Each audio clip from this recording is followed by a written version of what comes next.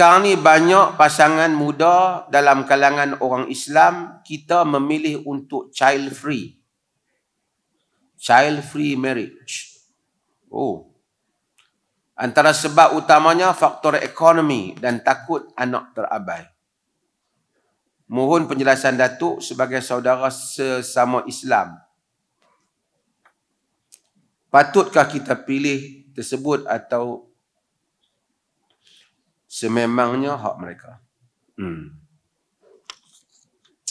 Tuan-tuan, ada beberapa perbezaan keadaan yang mesti kita faham dalam hal ini. Yang pertamanya, seseorang memilih untuk menangguhkan ada anak. Bukan tak mahu anak. Misalnya dia sedang belajar. Takut kalau mengandung sehari terpaksa skip peperiksaan pula. Ataupun dia berada di luar negara. Dia takut kalau anak tu lahir di luar negara, misalnya tak boleh nak bawa balik negara dia kerana isu-isu perundangan tertentu dan seumpamanya. Dia memilih untuk merancang supaya dia tak melahirkan anak ketika waktu berkaitan.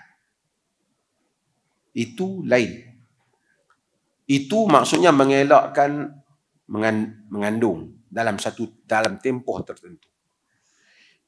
Di dalam hadis yang diriwayatkan oleh Jabir bin Abdullah, tadi pun hadis Jabir. Ini hadis Jabir dalam Sahih Muslim. Dia kata, kunna na'zil wal Qur'anu yanzil. Kami melakukan azal sedangkan Quran itu turun. Azal bermaksud pada zaman dahulu ketika berlaku persetubuhan antara suami dan isteri, sebelum suami mengeluarkan air maninya, dia mencabut kemaluannya keluar daripada faras istrinya, rahim istrinya, supaya air mani itu tidak masuk ke dalam rahim. Dengan itu mengelakkan mengandung. Zaman tu barangkali tak ada kondom, tak ada lagi macam-macam ni. Begitulah cara mereka mengelakkan. Maksud Jabir, kunna na'zil wal Qur'anul yanzil, kami melakukan azal dan Quran itu turun. Maksudnya Quran tak larang.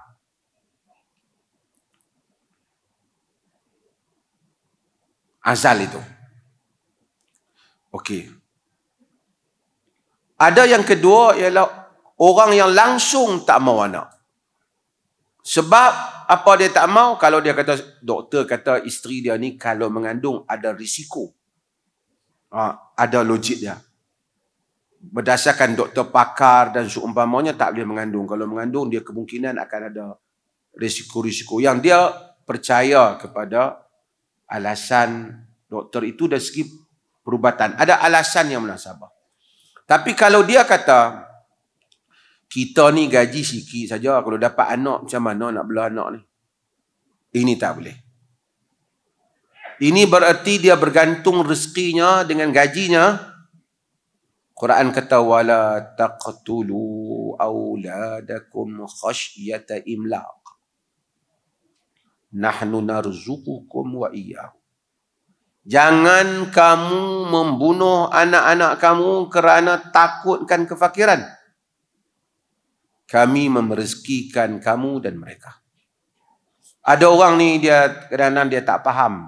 Dia rasa kehidupan dan rezeki ni 1,000 tolak 100 jadi 900. Kalau anak ada seorang gaji 3,000, bagi ke anak ni bajet dia 500, kalau anak seorang lagi mai bagi lagi 500, tinggal 2,000 bayar sewa rumah tak cukup.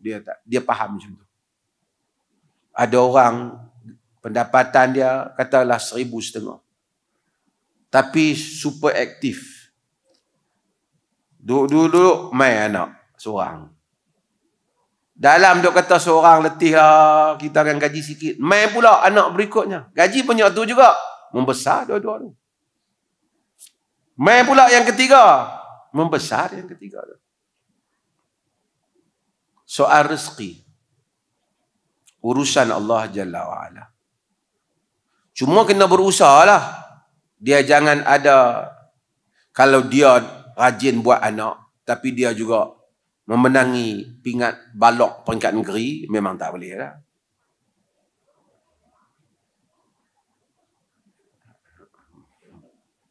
Balok ni apa disebut?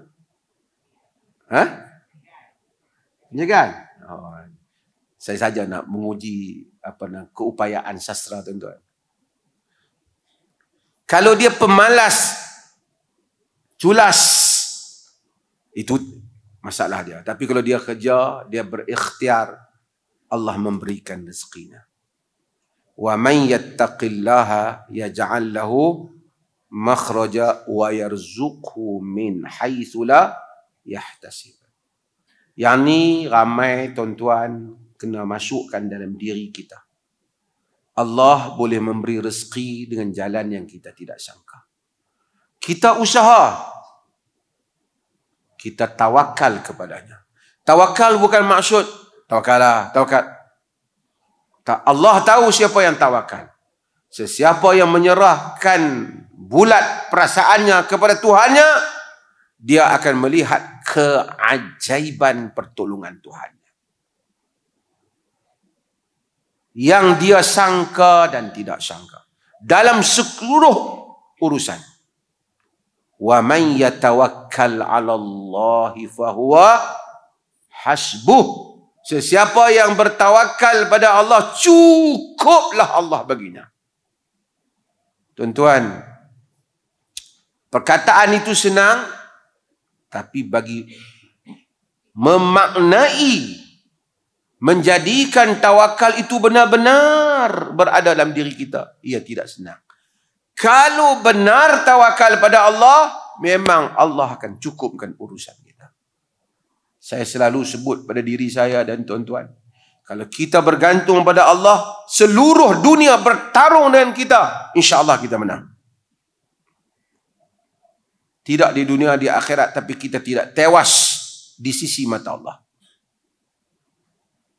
Tapi kalau kita tidak bergantung pada Allah, hidup kita bergantung pada keluh kesah, rungutan pandangan, sangkaan manusia, kita akan tewas.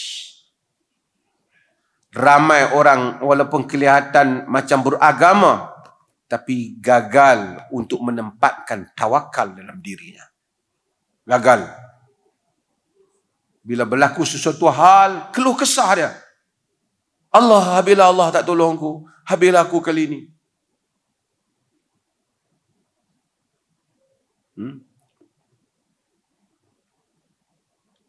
Ana 'inda dhanni 'abdi bi. Aku bersama dengan sangkaan hamba-Ku padaku.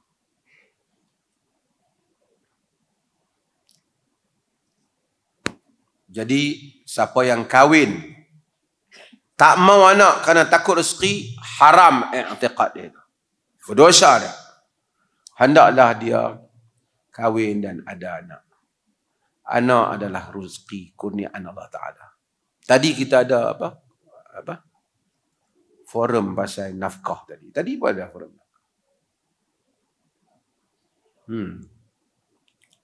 Dalam hadis Nabi kata, khairu afdalu dinarin yanfiquhu ar-rajul dinarun anfaqahu ala ahlihi. Sebaik-baik satu dinar yang satu orang belanjakan ialah dinar yang dia belanjakan untuk kaum keluarganya. Ala iyalihi, untuk kaum keluarganya. Dinar bubuh dalam tabung masjid untuk bina masjid. Duit yang diberikan untuk bina masjid, jihad fi sabilillah, macam-macam. Semua itu yang paling afdal, yang kita bagi nafkah anak dan isteri kita makan. Itu the best di sisi Tuhan. Bayangkan anak isteri memang kaitan dengan kita. Allah jadikan pahala. Itulah pahala yang terbesar.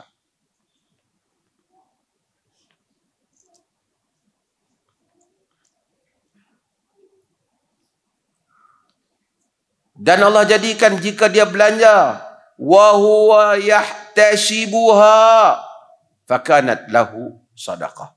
Jika dia belanja untuk isteri, untuk family dia, dan dia harap Allah bagi pahala lah, hari ni aku keluar 100 beli makanan untuk anak-anak aku, itu baginya adalah sedekah. Banyak ni bapak-bapak ni tiap hari buat sedekah. Subhanallah, Tuhan ni rahmat. Sehingga hatta ma taj'aluhu fi imra'atik, sehingga apa yang kau jadikan dalam mulut isterimu, ia adalah sedekah. Pilihlah lelaki yang lelaki. Lelaki apa? Takut ada anak. Anak makan duit kita sekali. Teruk daripada Mas'ud Al-Buaya.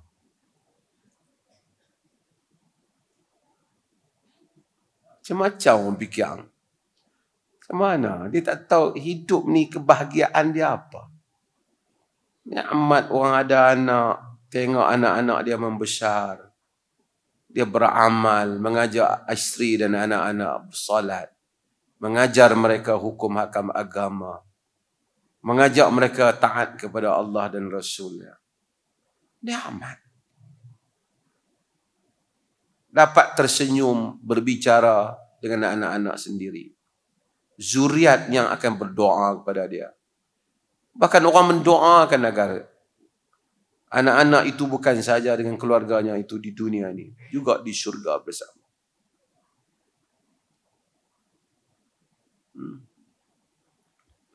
Mudah-mudahan Allah pelihara kita dia semua.